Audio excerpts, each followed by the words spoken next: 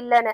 அது மட்டும் இல்ல, இப்ப ஆப்போனன்ட் டீம்ல என்ன பண்ணிருக்காங்க அப்டின்னா, ரித்தன்யா வந்து மென்டலி ஸ்டேபிளான பெர்சனா? இதுக்கு முன்னாடி அவங்க இந்த மாரி என்ன சொல்றது? சிலவங்க எமோஷனலா வீக்கா இருப்பாங்கல்ல, அந்த மாரி ஒரு பெர்சனா? அப்டின்னு செக் பண்றதுக்கு அவங்களோட ஸ்கூல் ரெக்கார்டிங்ஸ் எல்லாம் இப்ப வெரிஃபை பண்ணிட்டு இருக்காங்க ஆப்போனன்ட் டீம்ல. சோ வந்து இப்ப பர்டன் ஆஃப் ப்ரூஃப் வந்து அவங்க கையில அப்படி ஒரு ஸ்டேட்மெண்ட் குடுத்தாங்கன்னா, அத அவங்க தான் ப்ரூவ் பண்ணி காமிக்கணும். அந்த சர்டிபிகேட்ஸ், ரெக்கார்ட்ஸ் இல்ல அது சம்பந்தமா ஏதாவது ஒரு டீடைல் வந்து கலெக்ட் பண்ணி குடுக்கணும்.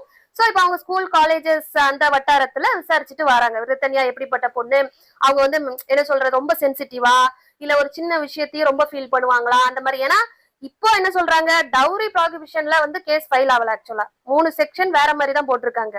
சோ அதனால டவுரிங்கிற அடிப்படையில வந்து இது பண்ண முடியாது அந்த மாதிரி ஆர்கியூ பண்றாங்க. அது மட்டும் இல்ல, டவுரிக்கு வந்து நீங்க என்னெல்லாம் இது பண்ணீங்க அந்த மாதிரி கொஞ்சம் ஆப்போனன்ட் டீம்ல இருந்து இது பண்ணிட்டு இருக்காங்க ப்ராப்பரா. சோ அதன் அடிப்படையில இப்போ வந்து அவங்களுக்கு வந்து பெயில் கொடுத்திருக்காங்க. ஏன்னா எல்லாரையும் விசாரிச்சு முடிச்சிட்டாங்க. இனி ட்ரையல்ல வந்து ஒரு 1 இயர்க்குள்ள ஜட்ஜ்மெண்ட் வரும். ஓகே. மேடம் இப்போ வந்து ரித்தன்யா கேஸ பொறுத்தளவுல வந்து பாத்தீங்கன்னா, இதுக்கு நியாயம் கிடைக்கிறதுக்கு வாய்ப்புகள் இருக்கா?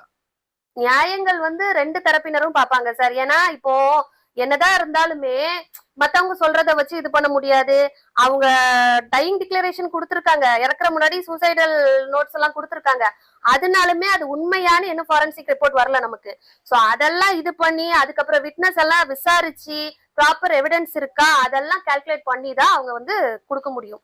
சோ நான் என்ன சொல்றேன், 2 பக்கமுமே விசாரிப்பாங்க. நம்ம வந்து ஒரு சைடாவே பேசக்கூடாது எப்பவுமே. சோ ஆக்சுவலா ரித்தன்யா வந்து இப்போ ஏதோ இப்ப கான்ட்ரவர்சிலா இப்ப வருது, 3 சிம் வச்சிருந்தாங்க அப்படி இப்படின்னு நிறைய வருது. சோ அதெல்லாம் விசாரணையில தான் தெரிய வரும் அவங்க எதனால அது வச்சிருந்தாங்க. ஆக்சுவலா அவங்க இப்ப ஆரி ஒர்க் கிளாஸ் ஏதோ எடுத்துட்டு இருந்தாங்க ஆன்லைன்ல. சோ அபிஷியலா ஒரு சிம் வச்சிருக்காங்க, பர்சனலா ஒரு சிம் வச்சிருக்காங்க. அப்புறம் கவின் வந்து மேரேஜ்க்கு அப்புறம் என்கேஜ்மெண்ட் டைம்ல ஒரு சிம் வாங்கி கொடுத்திருக்காரு.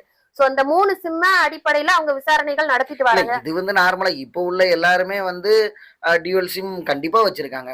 மொபைலே வந்து ப்ராப்பரான கம்பெனி மொபைலே முன்னாடிலாம் வந்து சொன்னீங்கன்னா, சைனா மொபைல்ல தான் வந்து 3 சிம், 4 சிம் போடலாம் அப்படிங்கிற மாரிலாம் இருந்துச்சு. இப்போ ப்ராப்பரா கம்பெனி மொபைல்ஸ்லயே வந்து பார்த்தீங்கன்னா, டூயல் சிம்க்கு ஆப்ஷன் இருக்கு. ஸோ அப்படிங்கும்போது இதெல்லாம் ஒரு பெரிய இதா ஆக்சுவலா இருக்காதுல்ல 3 மேடம்? சிம் எங்க அவங்க 10 சிம்மே வச்சிருக்கட்டுங்க. ஆ. ப்ராப்பரா அவங்க விசாரணையில எல்லாம் தெரிய வந்துரும். யார் யார் கூட எல்லாம் கான்டாக்ட் இருந்தது, யாரெல்லாம் பேசியிருக்காங்க.